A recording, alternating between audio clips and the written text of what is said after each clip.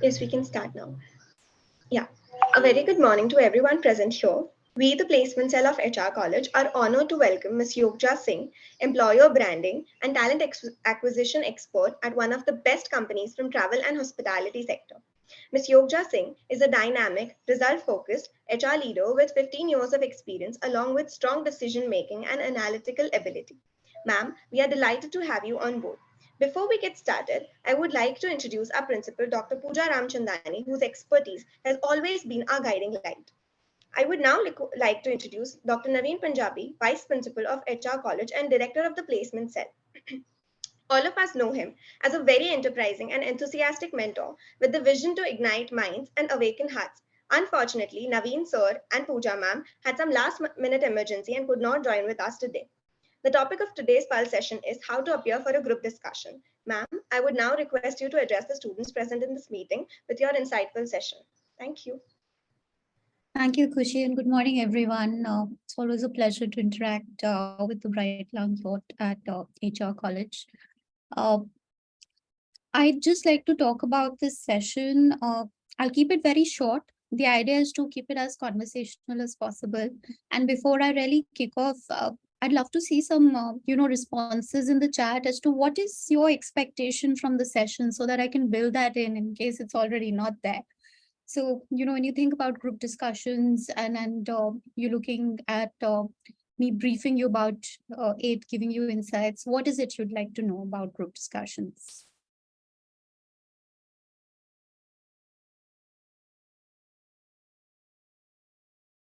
You can use the chat icon and type in your inputs, please.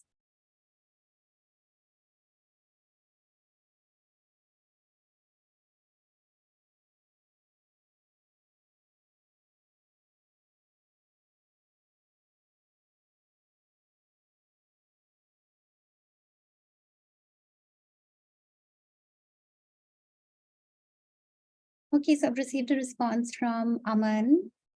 Aman says how to put your point forward in a better way. Great. That's a great start, Aman. Anybody else? Sakshi says how to be more confident while explaining your point. Dimple says being able to put forward your views professionally without being rude.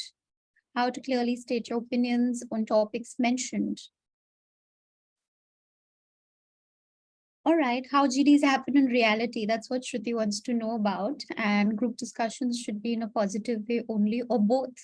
That's what Mohit wants to know. Great. I think I do have answers to most of your queries. And, let's do a dipstick check towards the end of the session as to if you have answers to your queries. Otherwise, feel free to ask me those questions as well. I'm going to bring up my screen here.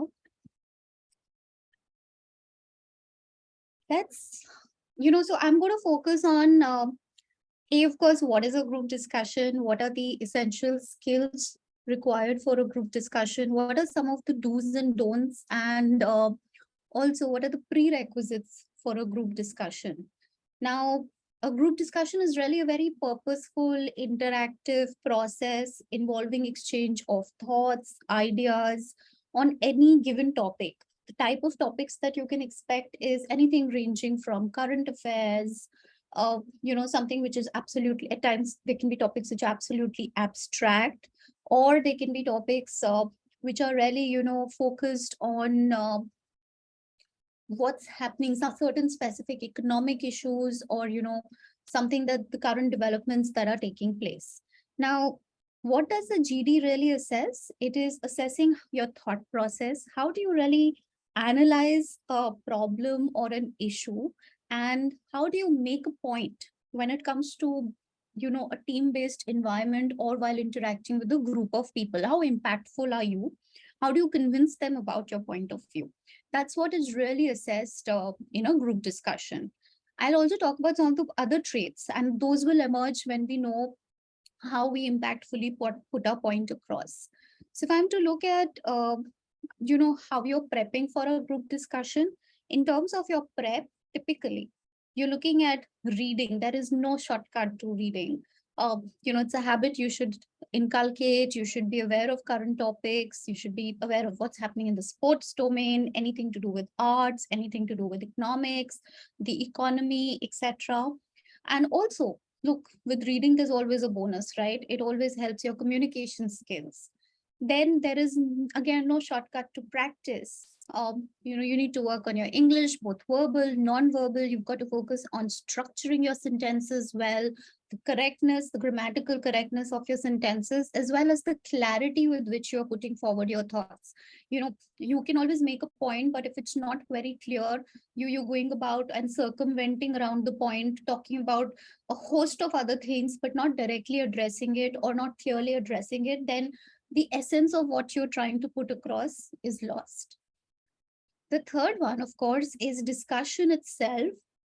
I'm sure you've got groups, you've got friends, family also. You can do that. You can have informal discussions on various topics. Try articulating your thoughts.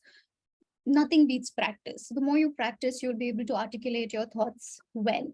Now, group discussion typically can range from anything between 10 to 15 minutes, right? The first 30 odd seconds of the first 1 minute is usually given to all participants to put their thoughts together on the topic of discussion. And generally it's advised that you have a pen and paper handy, whether it's a virtual one or an in-person one. Keep a pen and paper handy. Try and put down your points. Think about any stats around the points, post which there's one person in the group who takes the lead in initiating the discussion. The initiator could be you if you know the topic well, followed by an exchange of ideas and eventually a summary of the discussion. Now, in all of this, throughout, there are observers, who are your assessors, who are observing you on various parameters, your communication skills, how you're putting your point across, clarity of thought, also at times the authenticity of your stats. How confident are you about those numbers? How participative are you in the group discussion? And if people are not participative enough towards the end, they can be asked to summarize the discussion, or alternatively people volunteer to summarize the discussion. So that's basically what the structure looks like. I will talk about the nuances of a discussion in a virtual setting versus an in-person setting as well in the subsequent slides. Now let's talk about what are the essentials for a group discussion. Now what you see here are the skills that a panelist is looking for in a group discussion. Of course, knowledge of the topic is very, very important. So if you're reading, you know what's happening around you, then I think you're in a safe space. I will also talk about scenarios where, you don't know about the topic, because it's not humanly possible to know about everything, right? There are times when you would be caught unaware about a topic that you're not aware of, and or you probably did not read up about. So what do you do in those scenarios? I will tell you about that.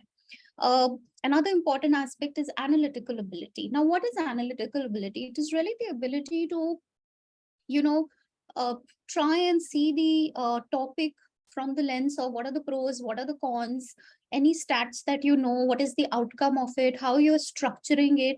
Also, hearing other people out and countering their thoughts or the facts that they're presenting with logic. This cannot be an ideology based discussion. It always has to be a fact based discussion. Please bear that in mind. Another important aspect is empathy. Now, empathy is a non negotiable skill that everybody needs to have. And that's what most organizations assess, whether they're assessing you in GDs or personal interviews. Empathy is a very important trait for organizations.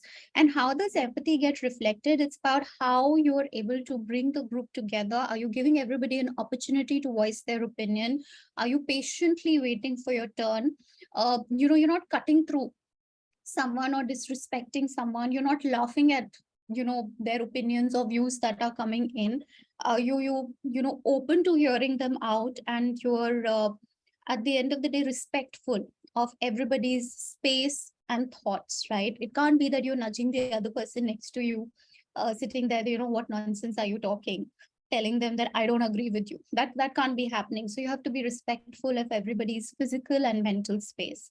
And that's what's going to be empathy, making sure that you understand, try and understand where the person is coming from without passing judgments. Problem solving and rational thinking skills, very important. So when a topic is given to you, you'll have to assess if it's an abstract topic, what is the lens you're taking. If you're trying to look at it as a problem, then defining that problem and arriving at what could be a possible solution. If it's really about current affairs, then trying to understand, then broadly giving a context of what issues led to the topic at hand, what was the historical background, and what is the outcome of it, right? And again, then you bring in facts, figures, etc., but try and make your discussion very, very structured. Have an introduction, have some points that you can talk about in the midst of the discussion, and always have a concluding point that you want to make. Now, you cannot structure all of this at times in the beginning. Some of your thoughts will also shape up, as you hear others talking, and your interjections that you want to make, or your summary or the conclusion that you want to make, may keep getting modified. Hence, it's very important to listen to others when they're talking about it. In a GD, it's very easy to constantly just focus on the self and talk about, keep thinking about, okay, this is the next point I'm going to make. But you've got to pay attention to what others are saying, because there could be a chance that the point that you make may not even be related or logically in flow. So it's important to pay attention to what everybody else is saying, so that the point that you make is logical and fits in well. Interpersonal skills, I think I've covered that. So when you talk about empathy, some of your interpersonal skills will also come in. How are you greeting your other participants? How are you giving them a turn to participate? You're not interjecting them. Some of that's going to come handy. How are you sitting overall in the GD, whether it's a virtual one, or your body language, right?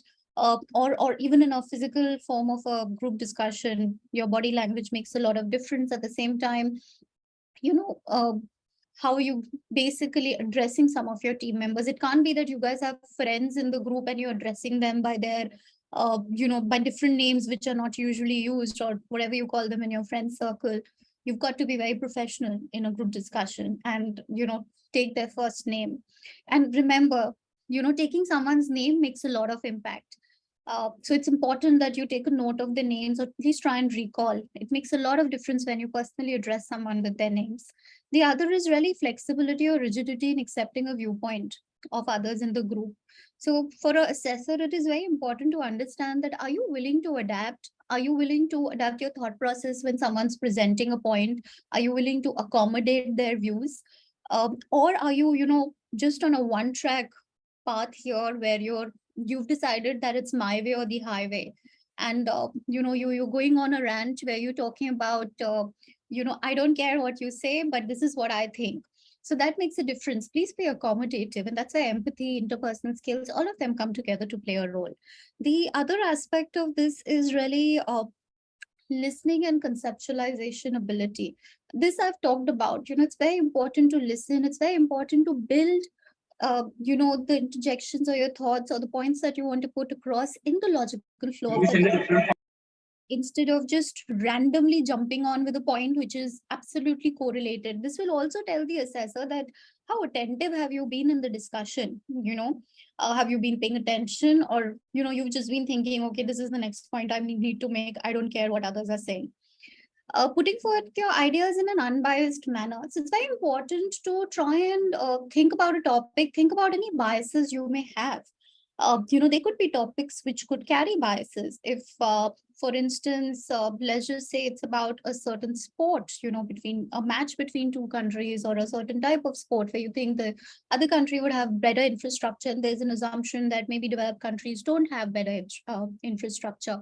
So think about what biases could creep in. Try and make an unbiased point which is logical and factual. So try and support your the point that you want to make, your views, with facts. Do not, as I said, make them ideological in nature. There has to be a rationale why you are bringing a point forth, and it can't be simply just because I think or I believe this should be the case. That cannot be the scenario when it comes to group discussions. For instance, let me give you an example. If I am possibly talking about why should interviewers even conduct group discussions, while assessing students on campus, is that even a good strategy? Then I'm going to talk about some historical facts, that what have been the advantages of group discussions in the past when my organization has conducted GDs. What has been the success rate? How these people performed in the long run after being hired. So, I'm going to talk about some facts, and I'm going to bring that data and talk, share it with the group. The other is time management skills. This is very important. Please keep an eye on the clock. You can't be the only one speaking in a discussion. So, in case anybody here believes that, if that you will be the only person speaking or you will not let others speak, please remember that does not work in your favor. It has to be participative in nature. You've got to give others a chance, but you've also got to be very crisp in the points that you make. So keep an eye out on the clock, put a timer if preferably, so that you know how much time do we have left. That will also give you time to pace out what you want to say, right? It can't be that you're talking about uh, you know towards the end of the discussion you suddenly remember to put forward a point when you should be concluding the discussion. So timing is very important. Time management is supremely important. So even when you're doing your practice discussions, put your timers, time yourself within 10 minutes, whether you're discussing with your friends, see how you do during the course of the discussions, because generally there are usually around 10 to 12 participants in a group discussion. So now imagine everybody would just, if everybody was to talk, then they would just get about a minute or two. So you will have to make the most impact in that limited amount of time. Now, there can be scenarios where the assessor just leaves the group, and the group decides who's talking and who's initiating, who's concluding, or the assessor gives an order to the group saying, let's go clockwise, and everybody talks, right? So just remember there can be both scenarios, but in the first scenario it's equally important for you to time yourself. So that's about what are the skills that are being assessed in a group discussion. Let's talk about interpersonal communication, which I had mentioned more in detail. So really talked about are you putting a logical point across? Is it sensible? Is it a sensible view that you're giving? The other is can you put your point across with enough clarity? Are others able to understand it? How do you disagree? If there is someone who's presenting a point but you have a different view, you can do that very politely, and I will talk about some of those aspects as well eventually. The other is you know I are you able to maintain your composure when the situation gets really tense? There can be some difficult participants in a group discussion. Somebody can possibly raise their volume, or somebody can be rude, but are you able to maintain your composure in that kind of a scenario? That becomes very, very important when it comes to interpersonal skills. So, if somebody is probably just being very, very rude, somebody is shouting or raising their voice, you can just, with a simple gesture say, excuse me, let's please stay cordial. Let's continue with the discussion. I hear you, but you've got to hear my views or the other person's views out as well. If you're disagreeing with someone, you don't have to be forceful about it. You can just smile. You can say, I hear you, but I have a different view, and let me express it. The moment you smile, that does a lot of things. It suddenly puts a person a step back, because now they see someone who's very, very affable, amicable, and they also start reassessing if it's a good idea for them to be rude or very, very pushy in the discussion. So try it. It works beautifully well. When you're in a difficult scenario, somebody is not listening to you, you want to disagree with them, just smile and tell them that I hear you, but I would appreciate if you can give me some time to hear me out as well. Also, in the GD, it is very important, you know, at times there's people who take the lead. Some people can basically, talk about being leaders in the sense that they initiate the discussion and they make sure that everybody is getting a fair chance to speak. The other is facilitating the discussion, so which is almost the same thing. You're making sure that everybody in the group has an equal chance to put their point across. So, if you think that someone's just talking and not allowing others to put their point of view, or is being very, very aggressive, you can check them. You can say that, you've spoken for some time. Let's give the other person next to you a opportunity to speak. Take their name and, give them a chance. And you can also request someone to summarize the discussion.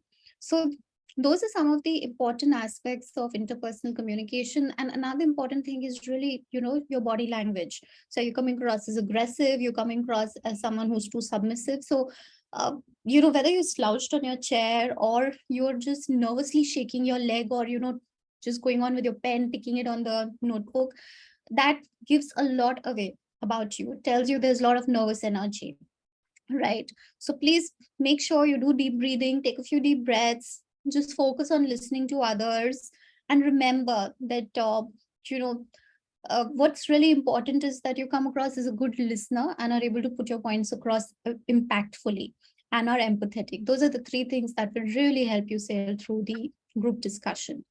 Moving on to really what are some of the do's and don'ts of a group discussion. Some of the do's here are listening carefully. I've talked about that.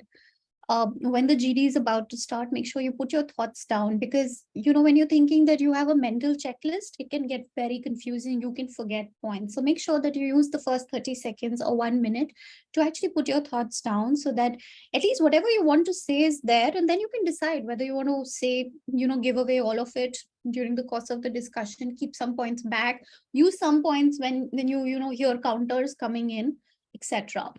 The other is, if you're thorough with the topic, then you don't really miss a chance of speaking up. So if you know the topic well, make sure that you find time and space to talk about it. Keeping quiet is not a solution, or thinking that somebody is going to come and nudge you to give opportunity. No, try and make space. When if you want to interject someone, again, just tell them, hi, I have a point to make, allow me a minute to say what I need to, and then we'll also hear you out. The other is, like I said, support your points with enough examples, quotes, real life, scenarios, any facts that you have. It's also important to have eye contact in this scenario. So, whoever you're talking to in the group discussion, if it's in a physical classroom setting, you've got to look at the person. It can't be that you're looking somewhere else and you're making a point to them. And a lot of students do this. When they're talking, they look at the assessors instead of people in the group. That doesn't get you any brownie points. You're not addressing the assessor. This is meant to be a group discussion. You're addressing each other. So please make sure that you're not looking at the assessors, but you're looking at your co-participants in the group discussion, and you're talking to them. The other is looking at the camera. It becomes very, if it's a virtual scenario, it can't be that you're looking somewhere else again, and you're not looking at the camera when you're presenting your inputs. So make sure you do that. Also, in a virtual scenario, it's important that you check your audio video, make sure you're in a well lighted room, and you have stable internet connection. Do a testing in advance so that you don't face a problem. Some of those are basic do's and do's when it comes to a virtual group discussion. uh, the next is, of course, making sure that you're logical and coherent in your approach. So make sure that you structure your thoughts well, and you don't randomly come up with points. Oh, now I remembered this, let me say this, and then later again you remember something and you say that. That's why it's important that you write your thoughts down, decide on what are the important things that can probably fit in at the beginning, what could be something that could fit in the middle, and what could be points that could come in towards the end. If you have it written down, it will help you structure your uh, you know content and your approach. The other thing I talked about is really being an active participant. So there are no shortcuts. You've got to speak. You can't keep quiet and think that, oh, I'll sail through. That doesn't happen. So you've got to, find avenues to put across your point during the course of the discussion. Listening, I've talked about. I've also talked about maintaining a professional body language and etiquettes. So make sure, even if it's a friend next to you, you can't be, nudging them or tapping them on the shoulder in a physical scenario and asking them that, let me say something, you've talked enough. That can't be happening. You should be very professional. You should take their name and say, all right, you made a point. Can I now, share my inputs? So those are some of the do's of a GD. I'm going to talk about some don'ts now. So if you don't know the topic well, it is advisable that you don't initiate the topic. Uh, Now, if you don't know the topic, wait for others to talk. That may give you a perspective. And then, you may be able to structure some thoughts which are coherent and logical and put your point across. But my suggestion is don't wait till the end also, thinking, okay, now let me listen to everyone and I will only summarize. That doesn't help. So maybe the first two, three people, hear them out. That'll give you some idea of what the topic is, what they're talking about, and what flow uh, you can give to your thoughts, and then you can start pitching in. The other is, do not overspeak, intervene, or just grab someone else's chance to speak. Be polite, find a polite way of doing it instead of just being overbearing on others. uh, Next is condemning someone very severely, or criticizing them for their viewpoint is an absolute no-no in a group discussion. So, like I said, if you think that there's someone who is giving a view which you completely don't agree with, just smile and say, I do not, well, I hear you. However, I have a different view. I don't agree with what you're saying. And then, give a rationale. Here's why I don't agree. Right. The other is so basically don't be dismissive, right? That's what I'm saying. And the next one is being restless and jittery when someone counters your points. So it's a group discussion, there will be counterpoints. That does not make you any less of a person. Hear them out, put your points across, and just take a few deep breaths. If you're feeling nervous, you're feeling jittery, keep some water at hand, take a sip, but make sure that you don't lose your flow of thought in the whole process of being restless and jittery. uh, your body language and how you pay attention makes a lot of difference. So it could either tell the assessors that you're lacking energy, or you have just the right energy level in the group discussion. So make sure you're sitting upright, make sure you're taking people's names while speaking to them, maintaining eye contact, and you have the right modulation when you're talking and the right volume when you're talking. If you're not too loud or you're not speaking in a very low volume.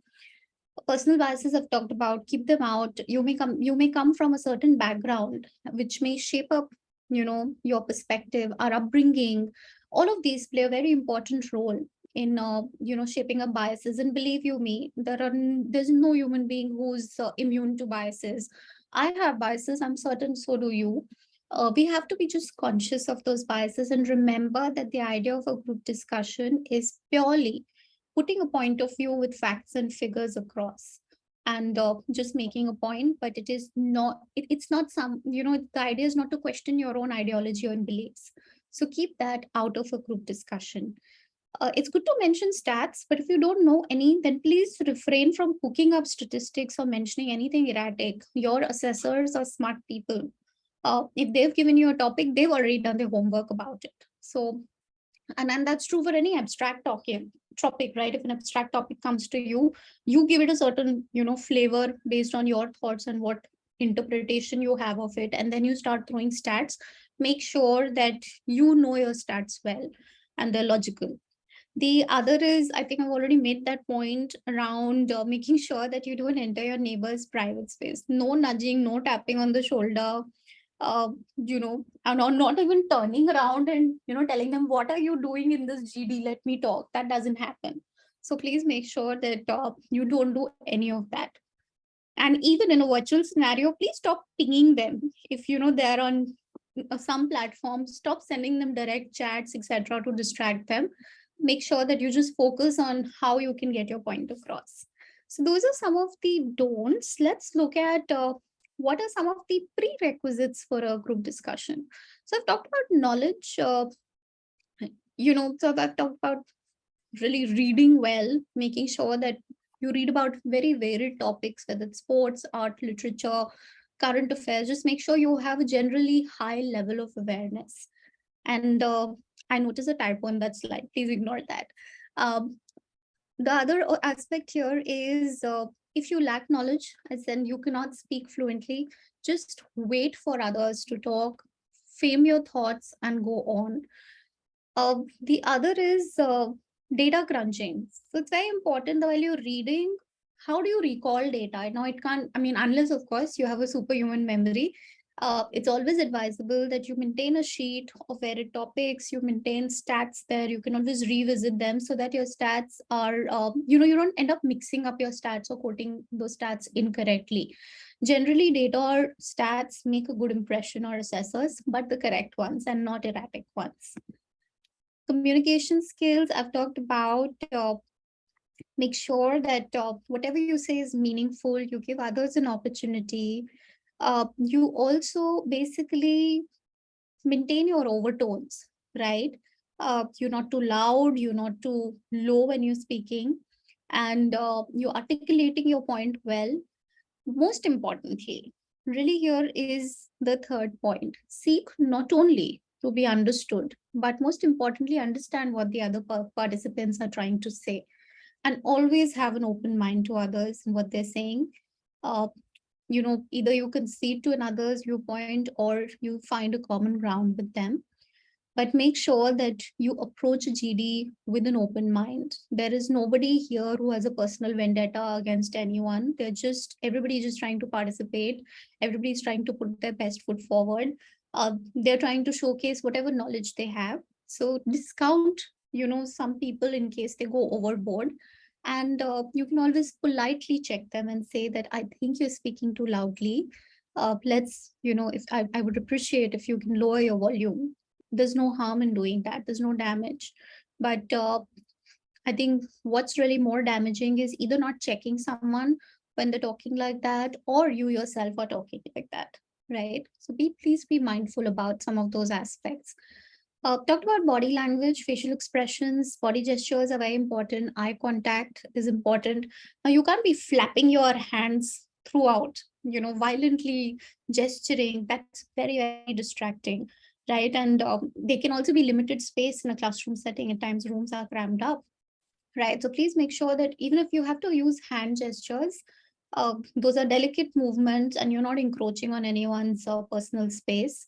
At the same time, I've talked about smiling. If you really have to disagree with someone, just smile and go ahead and disagree with them. Your tone should also match the intensity. It can't be that you are disagreeing with, or you're really convinced about a point, but you're not talking very confidently about it, right? Or you have very strong facts to support what you're saying, but you're not energetic enough in putting that across. So you've got to sync up. You've got to sync what you're saying with the intensity with which you're talking. There has to be conviction when you're talking. Another important aspect is listening skills. It's important. It's very difficult. All of us basically seek to be heard, but we don't want to listen. So it's important that you start developing listening skills. Start with your friends and family. Hear them out what they're trying to say. Keep your biases aside to understand the underlying meaning of what they're trying to say. uh, and if you listen carefully, that's when you will be able to actively participate. Mindfulness is very important, and that's when you will be able to put the right point across and logically also structure the flow. So active listening, like I said, helps you if you don't know the topic. You paying attention to what others are saying, it'll help you get some ideas, it'll help you formulate your thoughts and then deliver those thoughts. Cooperation is important. Uh, Most organizations always have team projects unless the out and out individual contributor role. At times, even in individual contributor roles, you do have to lies with other teams to get your work done, right? So which means that this is where cooperation becomes very important in a professional scenario, and that's where assessors are always trying to evaluate you. As for them, it's important that you're able to get along well with others, agree to disagree with them, find that common ground, and at the same time are able to take a very holistic view of the problem statement, right? Instead of just having a very myopic view and not uh, willing to hear others out or really understand what they're trying to say. So cooperation is very, very important. Last but not the least, summarizing. Now, summarizing is an absolutely great way to get the interviewers or the assessors attention. It does not mean that you just jump into the summary. You've got to have a build up to the summary. Either you volunteer that you summarize, or if you're playing the facilitator role as well along with being a participant, then you can say that so we've discussed this, it's time to conclude, let me share a quick summary of the discussion. And that's where active listening becomes very important, because when you're sharing a summary, what is really important is you're highlighting the key points that were discussed, and those key points were not coming from you only. Please remember that there were others who were making key points as well. So you've got to cover all aspects. That will tell the interviewer how attentive, assessor how attentive you were. The other aspect is keep your summary short and crisp. Nobody's looking at hearing an essay, right? So you've got to keep your points very, very short and script. There's some people who have these fillers they use. I'm thinking, and hold on, I will just look at my notes and then summarize. That doesn't work. So you've got to have your points crisply written down. You've got to make sure that you're extremely articulate about it. Say, this was the topic. These are the three things we discussed. So and so made these points. And this is where we are at this point of time in the discussion. And this is how we concluded it. Also, a summary has to be an amalgamation of all sides of the discussion. So, like I said, make sure that you factored in everybody's point of view and you're not adding any new points. Please don't treat a summary as a way to make another point, or make another interjection that, oh, I forgot to mention this in the beginning. Let me summarize and add my new point here. That doesn't work. A summary is literally what just happened. You cannot be adding new points to the summary. If you make a new point, that will not go down well with your assessors, because they're not looking at new points. They're really paying attention to how well you're facilitating, how well you're paying attention to what everybody was saying, and how well can you articulate it all. So that's a quick input on summarizing group discussions. I'm going to pause and stop sharing my screen. I'd love to now interact with you all and hear you out. If there are any queries, observations, you want to disagree with me, I'd be happy to, also take those views. After all, this is a group discussion where I've talked enough. I'm going to let others also now put in their points. So please feel free to either unmute yourself, ask a question, or type in your queries out here. So Aman's asking how to handle a situation where a group discussion is turning into a debate. So Aman, those are some of the techniques that I talked about. One is you've got to tell the person where it's becoming a debate. You've got to smile and tell them that I heard you. However, I have a different point, and this is what I have to say.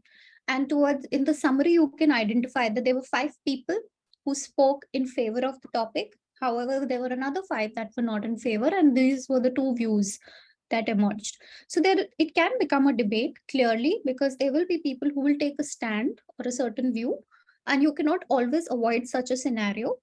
But what's important is how you structure your thoughts, how you agree to disagree with people, or you find that common ground. You look at the nuances of how you're expressing your disagreements. Are you being cordial? Are you sharing enough facts to support your arguments to others? So those are some of the important aspects that become very important in this scenario as well. I hope that answers your question.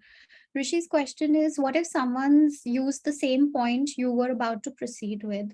Well, Rishi, I think given if it's, let's just say there are certain topics, especially current affairs, right? If everybody is reading and the information is coming from the same sources, there is a high likelihood that everybody would have common points. But I'm sure that, when you put your thoughts down about the topic in the first 30 seconds to a minute, it's not just any one thought about the topic, right? There will probably be about 4 or 5 points. So think about, they can be 2 scenarios here. If somebody's already made the point that you wanted to make, can you add a fact or a figure to it in support of it? In support of this topic or the argument or the point that they've made. So you can say, I agree. And interestingly, uh, X number of people in India possibly are experiencing this issue. So you add a stat to it to reiterate that will tell the assessor that, okay, you know about this, you've done your homework. The other is find a complementary point to make, right? When you go ahead, think about what could be logically next in the flow. So add another point, but do not let this fetter your effort in the group discussion. The other question that's coming up here is by Mudit. So Mudit says that if we don't know about the topic and even then we want to speak, how should we move forward? So Mudit, you don't want to ever initiate such a group discussion. So you can't be the first person talking about it. Suggest you wait for a few others to talk about it. That will give you a perspective of what lens are they wearing, what is their view of it. It'll give you some ideas to structure your thoughts and make a point. That's what you can do. So, and also listen very attentively to what they're saying, so that eventually what you can say about the topic when you don't know it too well. Khushi asking if the GD is in person, then are we allowed to take notes, note things down during the GD in order to summarize at the end, because it is not possible to remember all the top points? Yes, Kushi, of course, you're allowed to do that. That's why, always carry a pen and paper with you. You're not just noting your thoughts down during the first 30 seconds or a minute, but you're also taking note of what are the points that were made. So just make sure that you time yourself well. It can't be that, all your time goes in taking those notes and you forget to, talk about your viewpoints in the group discussion. So either you keep note down keywords that will help you recall, what the other person has said, and, will help you summarize the discussion. So Jigyasa says eye contact induces anxiety. Jigyasa, I think that's why you will have to practice. If you do not have eye contact, it is also going to be interpreted as a sign of nervousness. So your confidence, how assertive you are, the conviction you have about the topic, a lot of that gets conveyed when you make eye contact, right? So if you're very thorough with the topic, you should not hesitate. It might make you nervous, and that's something you will have to work on. Practice with your friends, or maybe, ask for a group of volunteers, because friends are people that you're comfortable with. Maybe you're used to talking, looking at them and talking, but I'm sure there are plenty of other people, or there are groups that you don't interact with as much. Go to them, tell them, is it okay if we practice together? But make sure that you look at the person, make eye contact and talk. Otherwise, it doesn't work in your favor. Also, in a formal office setting, you cannot be looking anywhere else when you're addressing a person and talking to them. That again does not go well as a personality type.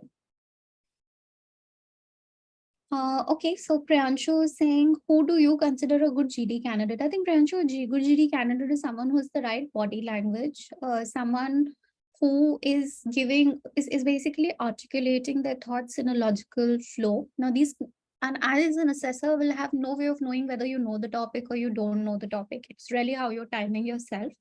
If you're picking up cues, if you're listening to others, you can also get some facts in and, you know, share those. The other is, are you being a facilitator or a leader? Are you, helping others? But please remember that unless you've practiced being a facilitator and or a leader for a group discussion, do not, start with it, because that may take up a lot of your time and you might forget to, interject. So please be mindful that you practice enough.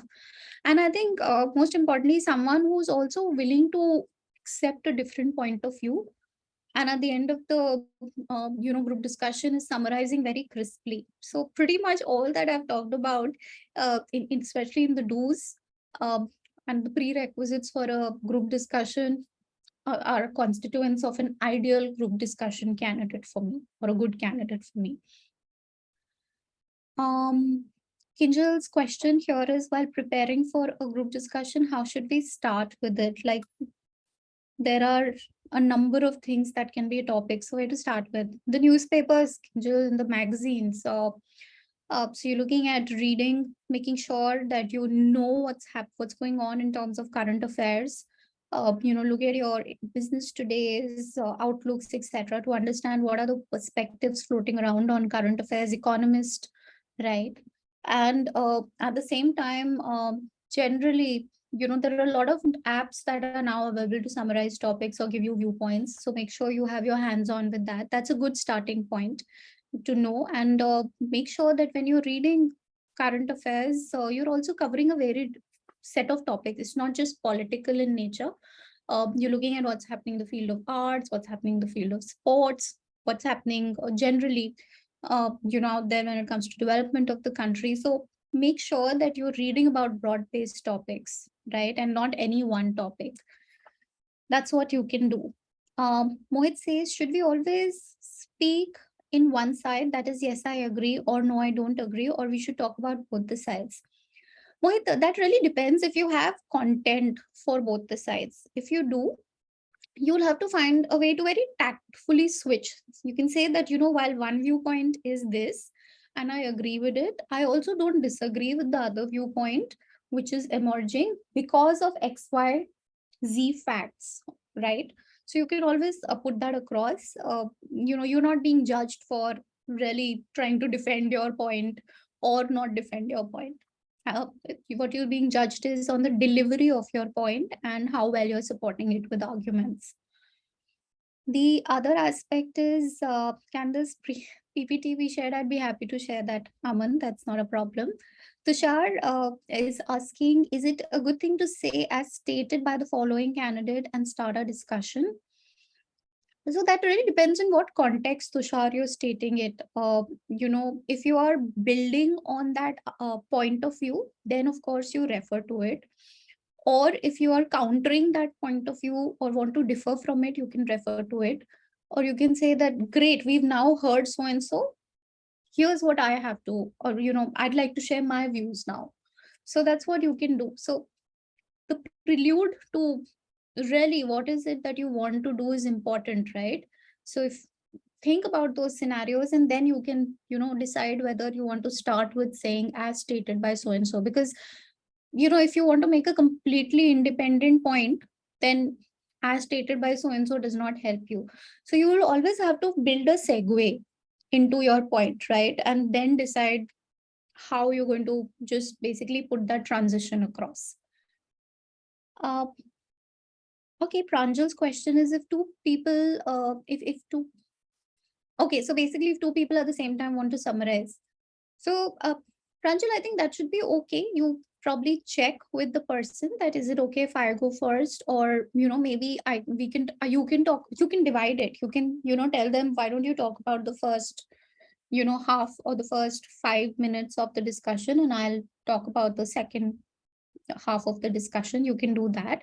Or what you can do is you can let them summarize, hear them out. If you think there's anything that has been missed out, you can say, great, thank you for summarizing. Also, just wanted to add that we also discussed XYZ things. Or if they've really summarized it well, appreciate it. Say, that was a great summary. You've covered all aspects, right? Um, Vipul here says, can we say as said by an expert or someone else's opinion outside the group? Vipul, you can say that, but make sure that you're not fabricating it. It's authentic, and you also know the expert's name, right? Because it can't be that someone somewhere said this. So you've got to be very sure of what you're quoting, and it adds a lot more credibility, right? When you take someone's name, say it's a famous economist, or you'll say Amartya Sen said this, right? So you've got to make sure that you're very specific in references. And Tushar, yes, as I indicated, I will share this deck. That's not a problem. So I think, anybody else, any other questions?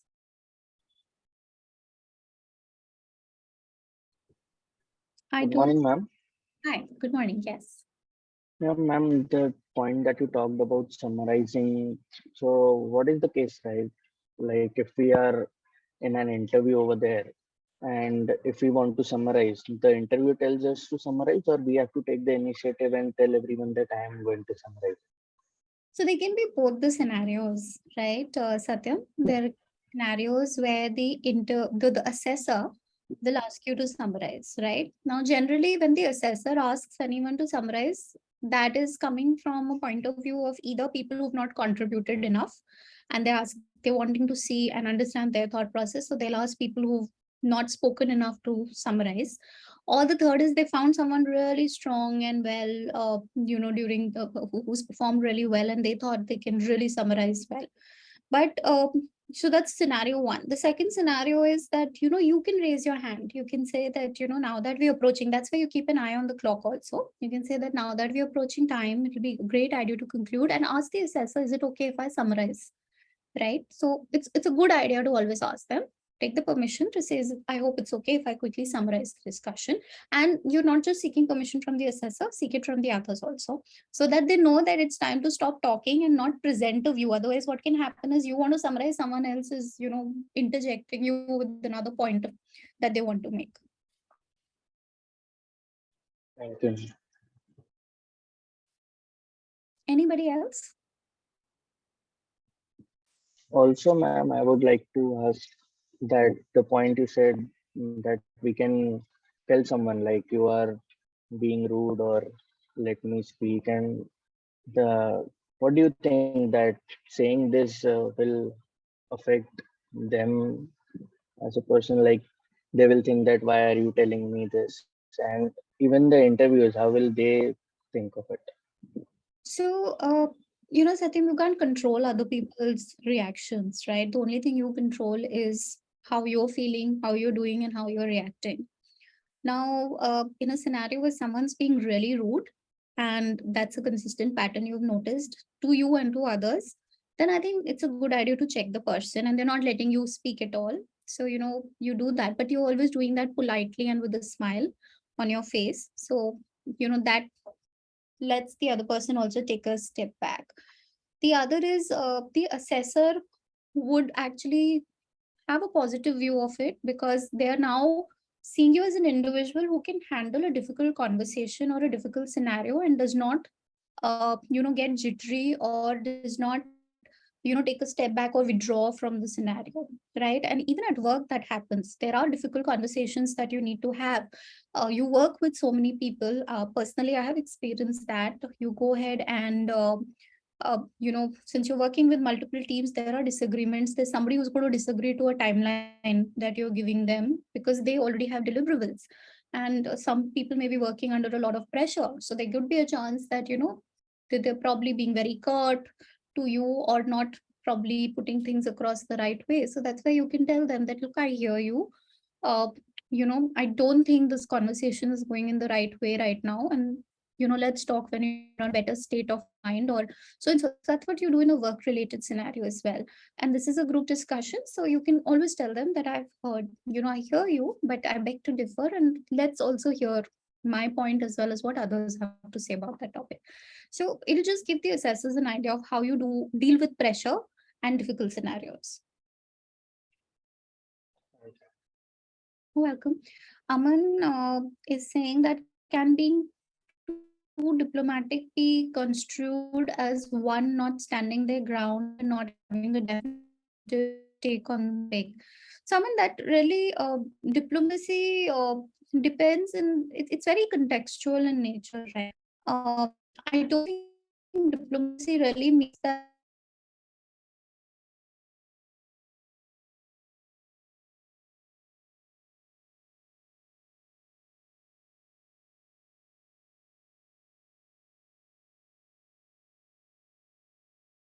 especially when you're supporting it with logic, right? So that's not diplomacy. That does not get construed as diplomacy. Uh, I think diplomacy really comes in. Diplomacy goes a long way actually in helping you out. Wade through troubled waters. But at the same time, just make sure that you are giving a rational explanation for or a justification to someone for your diplomacy. You don't come out right and say, oh, I'm being diplomatic because so and so, but you give it via your views. You say that, I've heard this part, this side of the argument. Now I've heard this side of the argument. Here is what I feel is our common ground. So you're basically acting as a mediator more than being diplomatic in this scenario. Then Tushar has a question here. Is it a good thing to state that it's becoming a debate and we should refrain from doing that? So Tushar, I don't know if that may be the right scenario at this point of time because it really depends. I mean, if there is a topic where people are taking to and fro view, then there is no harm. I mean, unless the interviewer is interjecting that it has become a debate. A debate can also be a discussion at times, right? I mean, there will be views that will be pro, there will be views that will be con. But what's really important is that as long as people are not, making it like a disruptive classroom where people are yelling at the top of their voices, not allowing others to speak, that's what, if the decorum is not getting impacted. And to be honest, taking a call on what's becoming a debate and when would really be the assessor's call more than the participants call. Some assessors deliberately give topics which require people to take a two and a pro and a con view of aspects. Sometimes they even divide the group like that. Satyam's question, while summarizing, should we stick to the view that we were speaking, or we should say that it was both pros and cons are discussed in this discussion? So, Satyam, a summary includes an amalgamation of all aspects, right? So it can't be just your view or your side of the view. Anybody who is talking, or siding with you, it will have to be, if it was a debate like discussion, then it'll have to be both pros and cons, because you're covering what everybody had to say largely as a group, right? That would include pros and cons. Never make the mistake of just expressing or sticking to the view that you had, because that will only give the assessor a one-sided story. Look, a summary is not an argument in defense of your points. A summary is simply nothing but just a collation of all that was discussed, to refresh the assessor's memory and everybody's memory, that today's topic was this. We discussed some members here were for the topic, some were against. The for arguments were these and the against arguments were these. So always remember to give that holistic view in a summary. And please avoid thinking of summary as a personal viewpoint sharing window. That's not true. Somebody is simply just putting it all together. So it's important to have all views and all aspects covered. Anybody else?